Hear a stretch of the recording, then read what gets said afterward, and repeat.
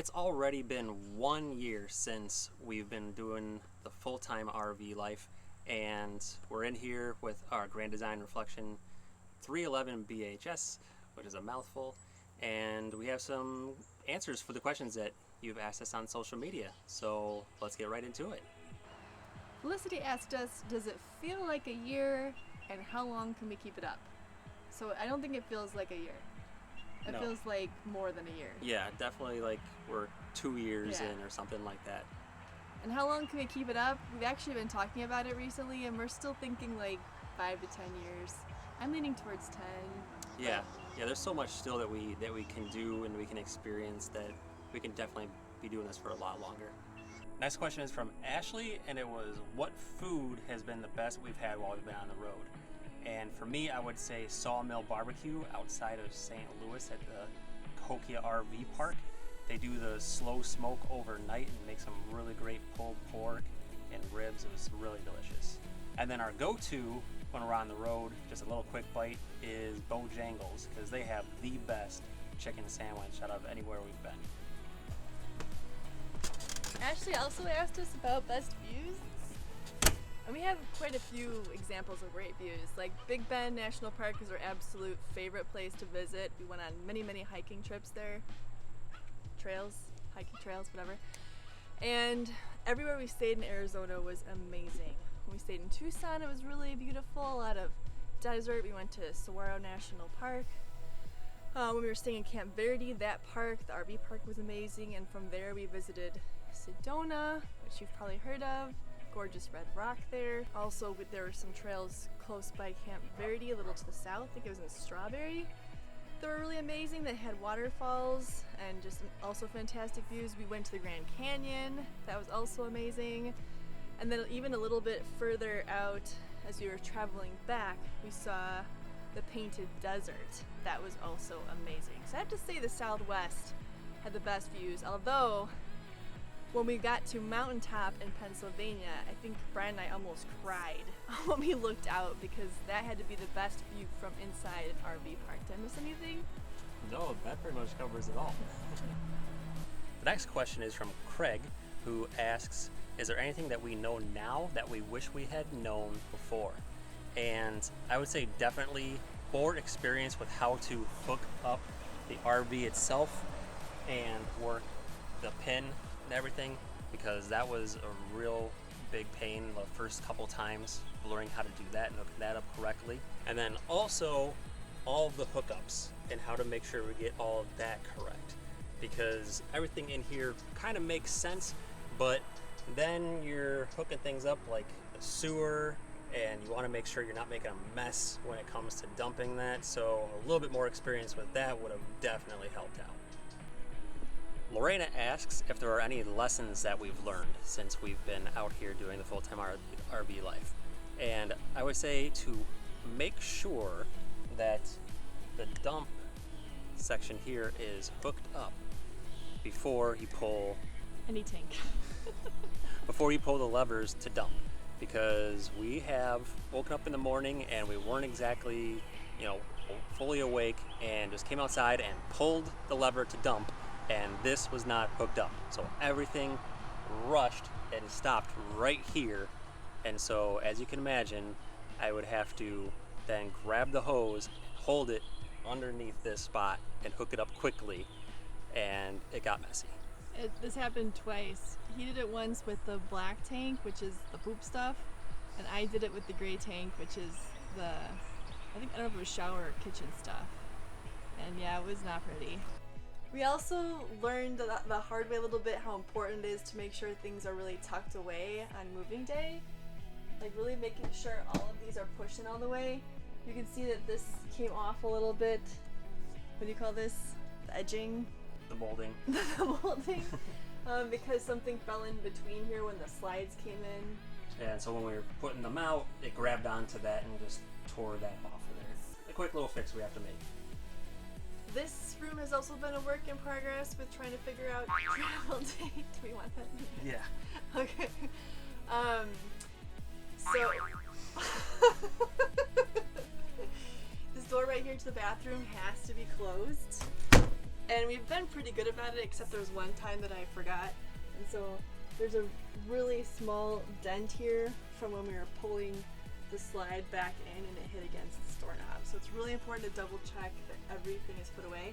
And also I have a lot of stuff in here because this is my office area. I sleep in here too.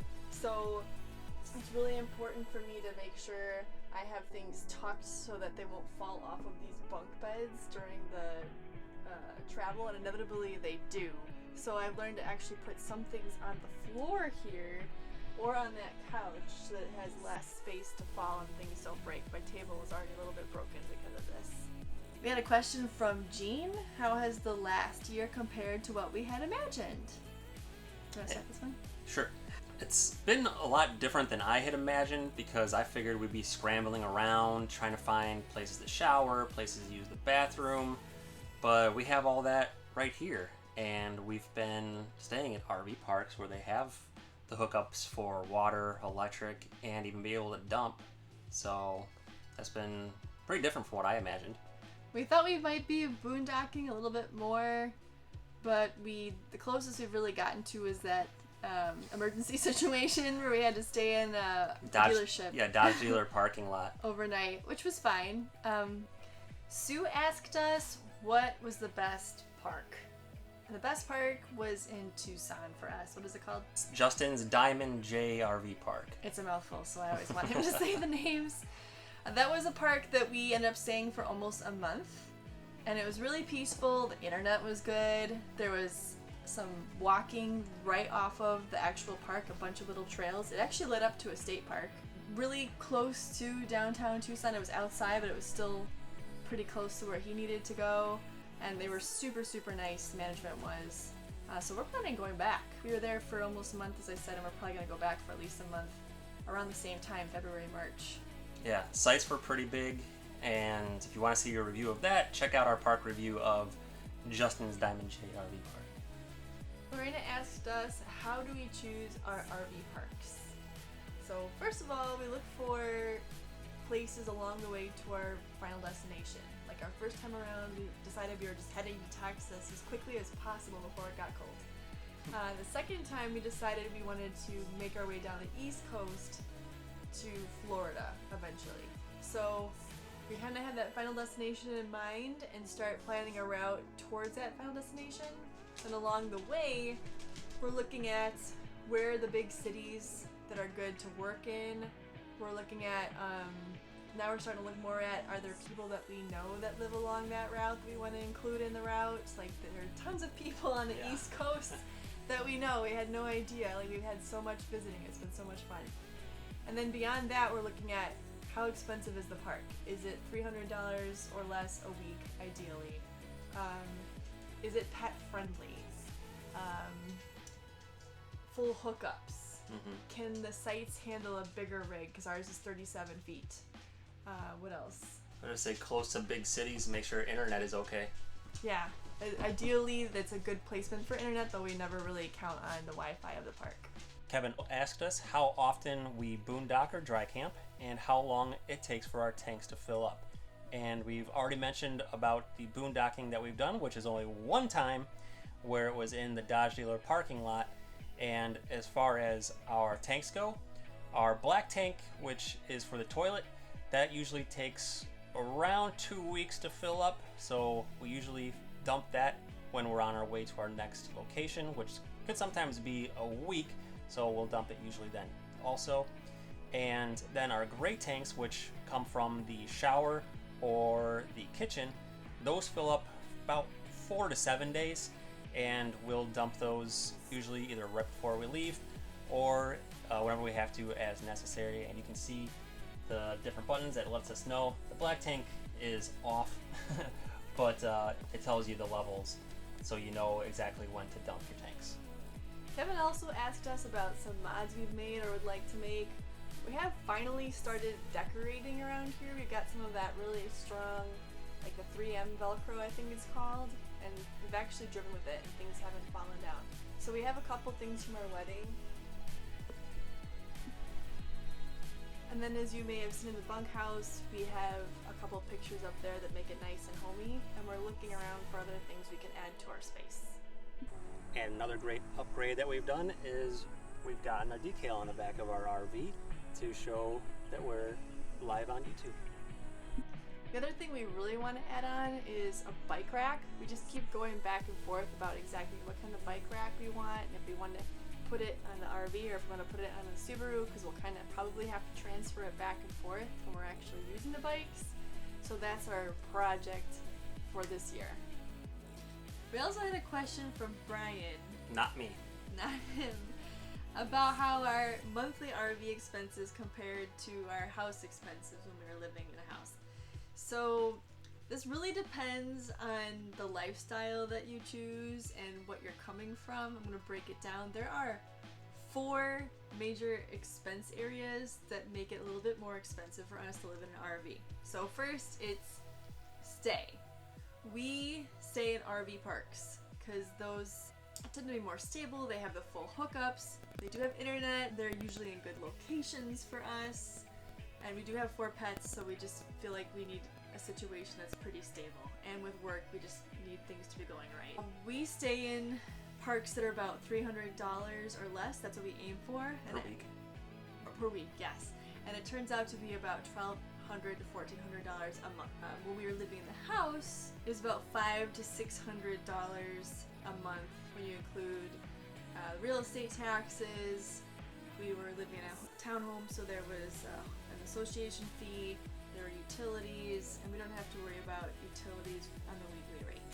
So this can all be different if you decide you're going to stay a place for a month or more. That can bring down the rate. If you're staying in state parks, that can bring down the rate. If you're boondocking, that can make it pretty close to free. So it's more expensive for us, but that may not be the situation for everybody. If you don't have pets, if you don't care if you have full hookups all the time, if you don't need to make sure you're in certain places for work. So the next thing is insurance. We had 2 vehicles in the house for insurance. Now we still have 2 vehicles in the RV because we still have the Subaru, and we also now have a towing vehicle. So pretty amazingly, the RV insurance and the house insurance pretty much cancel each other out. They're the same. And we had the Subaru, we still have the Subaru, so that's the same. But we went from Brian's Ford Focus to a brand new Dodge Ram for a towing vehicle. So that ups the price of our insurance. So if you buy a used vehicle, or if you go down a vehicle when you decide to do the RV life, that can obviously make a huge difference in insurance costs. Third is internet, which is a surprising cost for us. And again, this is a lifestyle choice because we need to have internet for work. He needs to have internet for networking. We do like to stream. So we have to make sure we have internet that's dependable. We can't just depend on the park internet. It's usually not very good. Occasionally it has been. Yeah, sometimes there's a lot of people trying to jump on the network at the same time, so it can get kind of shaky, and we need to be on with Zoom calls and have those not be interrupted. So that's why we have our own. So we upped both of our phone plans as a backup mobile hotspot, and we bought a mobile hotspot, which is $104 a month with Nomad. So between all of that, we're actually spending about $400 for phone and internet, whereas before, with our previous phone plans and our internet just for the house, it was about $140. So that's a huge difference. But again, that depends on what you decide you need. If you don't need internet, that's a huge expense you don't have to worry about.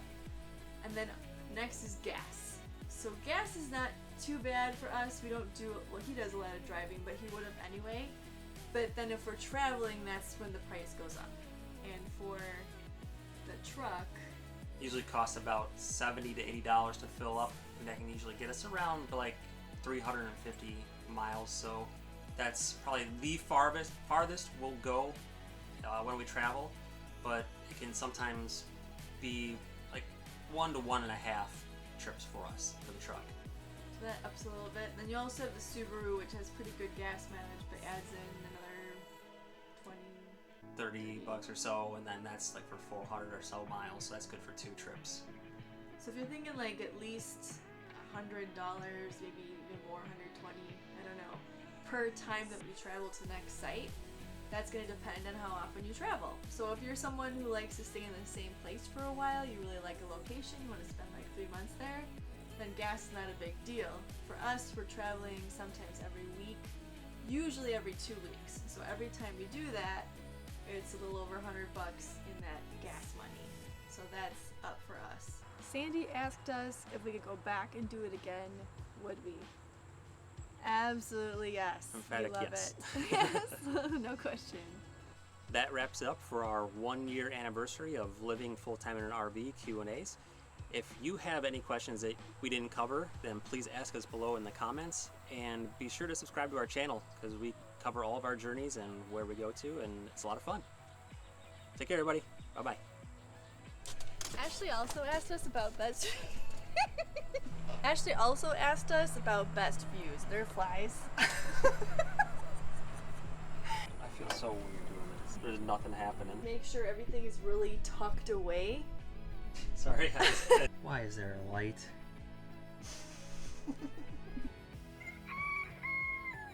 Next question is from Craig. Start over.